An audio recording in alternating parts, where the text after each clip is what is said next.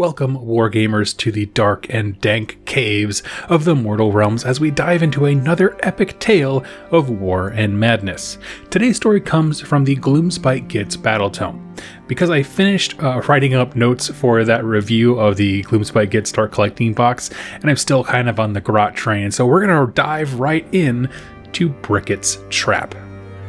The Slaanesh warbands of Prince Magnific's the Glistening reave through the tunnels and vales of the Shambok Mountains.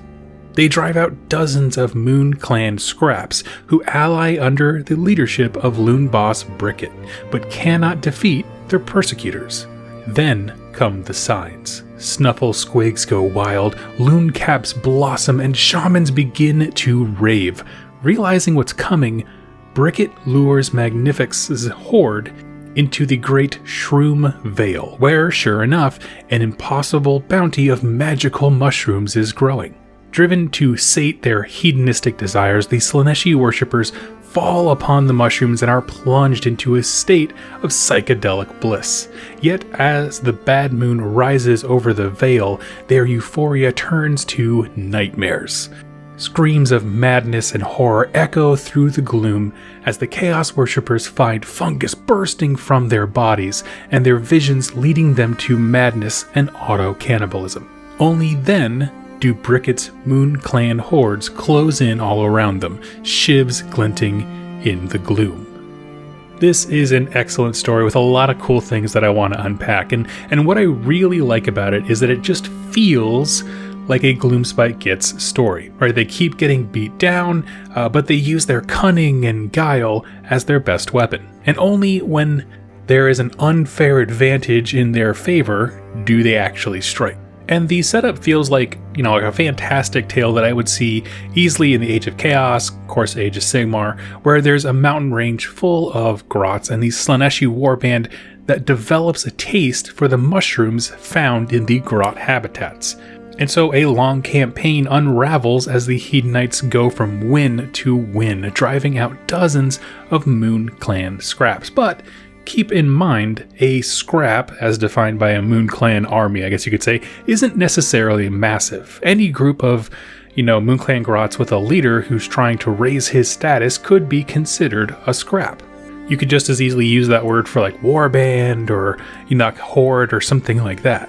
But regardless of how big each individual scrap was, giving them all a common enemy is an extremely bad idea, because that's kind of the only thing that can truly unite an army of grots.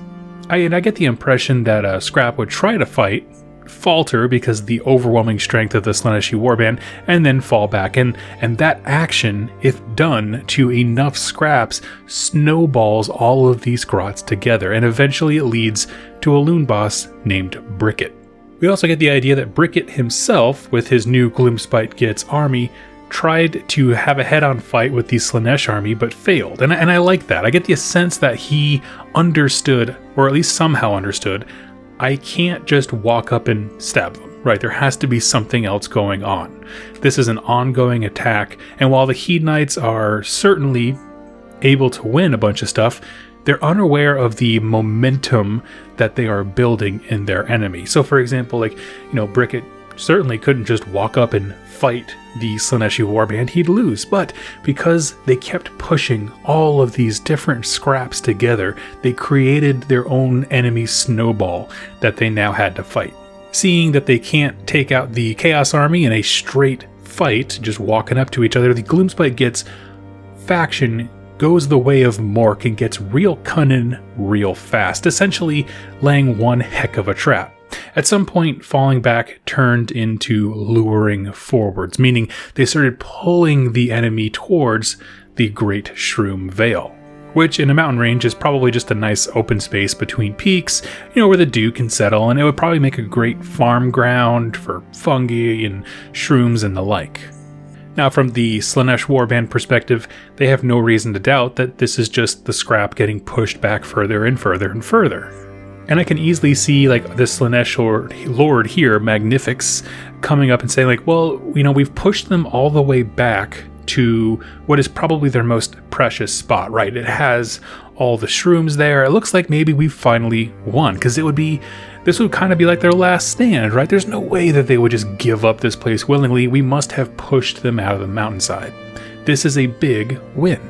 And one thing I love is that Brikkit did all of this knowing what was coming, right? I love that the Bad Moon has these like dead giveaways for those who know what to look for, right? And it allows the grots to scheme and plot along with it. And so the Bad Moon rises, and wherever this thing is in the sky, everything goes wrong. Okay, people spontaneously go insane.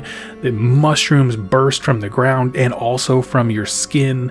Psychedelic poison effects, just kind of erupt into your mind. And in this case, the Slaanesh army was in for a bad trip in particular, because fungus started tearing out from their skin and they go nuts, resulting in auto-cannibalism, which, if you're not familiar, it's just you start eating yourself.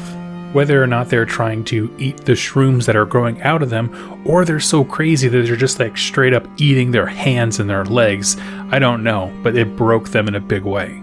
And of course, that's when the Gloomspite Gitz attack again. I like it because it exemplifies the grots of the Gloomspite, right? They're very fractured. Each scrap is acting like its own little gang, and it can be in size from like a warband to a full army if it's small enough. And yeah, you can beat them on the battlefield, but all you do is push those grots who escape into another scrap, which grows until they can fight on their terms, which usually involves something super sneaky and generally underhanded when they snap back.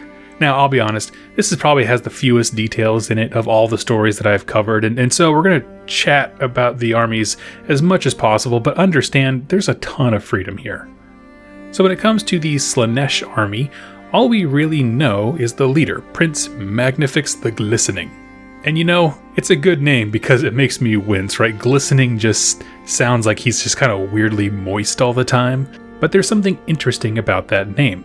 He isn't a king, nor is his title making it seem like he's the pinnacle of anything. And so the reason that's important is I get the sense that he's not part of the Pretenders. If you know much about the Slaanesh lore and the way they do their armor building, essentially there are 3 allegiance abilities, one representing each reaction to the absence of Slaanesh. Those who are Pretenders assert themselves as the next Slaanesh, hoping to seize the throne. Then there are the Invaders, who revere Slaanesh by doing things that he loves, like excess violence and moving around and destroying things. And lastly, there's the God Seekers, who literally, name is exactly what they do. They go around looking for Slaanesh. Now, of those 3, I would probably go with Invaders, but that's just me. And I say that because nothing in the name makes me think that he's asserting himself as deity. There are Slaaneshi lord names where it's like, the all-encompassing god, or you know what I mean? Like, I'm the Lord of Pleasure. Like all these very like lofty, big up there titles. Nothing quite like that. And also, nothing about the story indicates that he's actively searching for Slaanesh. They're just out looking for a fight and some trippy shrooms. We've all been there. It's all right. And while choosing the host your Slaanesh army is from is important for rules reasons, each of them also has a fantastic kind of thematic setup for an army's motivation, and that's kind of what I'm trying to capture here. For the Gloomspite Gitz, we only know a few things. We know there's at least one loon boss named Brikkit, of course. He favors Moon Clan grots, which could include things like squigs and that kind of stuff. They're all part of Moon Clan. He has at least one pack of sneaky snufflers, who are the grots with like the huge pig noses that are always looking for shrooms.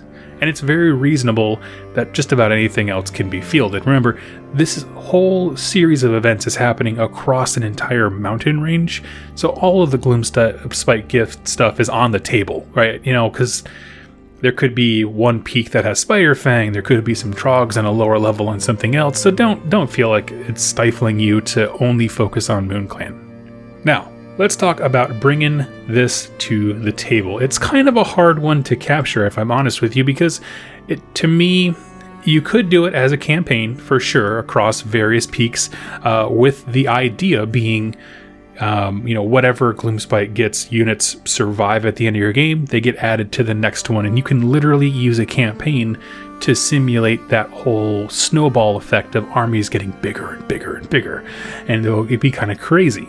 But certainly one of the easiest ways to do this is, frankly, just by looking at a battle plan. And so I went for a blast from the past. This is a battle plan from the Mighty Battles book, which was the first Age of Sigmar released when the game launched. It's called Hold or Die. It's a first edition battle plan, but they actually hold up very, very well. It's set up like as if there was an attacker and defender. Essentially, the attacker, or the invader in this case, picks a point on the battlefield and they have a 9-inch bubble to work with. So it's 18 inches from side to side type of thing. And the rest of the table belongs to the defender. And so this is going to simulate the Slaanesh warband, finding a place full of mushrooms, and they're just pigging out, having a great time. And the rest of the board is for Brikkit to set up his trap. And so you have to think about how that'll all work. And what's cool is that even though this is a older battle plan, is actually, I say older, it is the oldest of the battle plans. It's the first one inside this stinking book. It's actually quite incredible because they do have unique command abilities for the attacker and defender. The invader, who's the person who picks a point, that would be the Slaanesh player thematically. They get 2 generals rather than 1, and the idea is essentially just the defenders, so the Gloomspite Gitz need to wipe out the Slaanesh warband, while the Slaanesh warband just needs to survive long enough. And I like this battle plan for that reason. It's very simple. It uses very clear language. It's one of those things that doesn't require a whole lot of updates and that kind of thing to make it match 2nd edition. In fact, I really couldn't find much of anything. Works 1-to-1. Now, you might want to do some scenery to kind of set up a good location as far as it's supposed to be in a vale. So largely an open table, I would think, with some scatter terrain, maybe a shroom patch, something like that. But to be honest with you, that's kind of all the tips that I have. Like I said, this was probably the least amount of information from a specific story that we've tried to turn into a battle report, but I think it could be a lot of fun. So this could be something, like I said before, done in a campaign format where the Gloomspite player is constantly adding whatever survived the last battle and kind of reenacting that snowball effect. Or it could go the other way, and you can just do one big battle, but you can do a thematic one, kind of like what I'm talking about, where the story kind of pits the battle as being the Slaanesh guys have found this veil and we're pigging out, and then everything goes wrong because the bad moon shows up. Well, the second the bad moon shows up, that's when the Gloomspite Gitz would arrive. So thematically, it makes perfect sense that those 2 events are starting at the same time. The battle happens when the bad moon is around. At least that's my idea. I would love to hear your thoughts on how you would recreate this, but I gotta say, love the story because it really just demonstrates the sneaky kind of underhandedness of the Gloomspite Gitz. Thank you all so much for watching and listening, and I look forward to catching you next time in my next Age of Sigmar lore video. Thank you so much, and happy wargaming. Hey everybody, I hope you enjoyed that video. It was made possible by the folks over here to the left. These are my top supporters over here on YouTube and on Patreon that keep this channel going. If you'd like to learn more about how to become a supporter and get some cool things in the process, like exclusive pictures and interactions with me, and get your questions answered here on the channel, go ahead and click any of the links down below or the join button on the community page over on YouTube. Regardless of your choice, I wanted to thank you so much for joining me with this video, and I look forward to seeing you in my next one. Happy wargaming.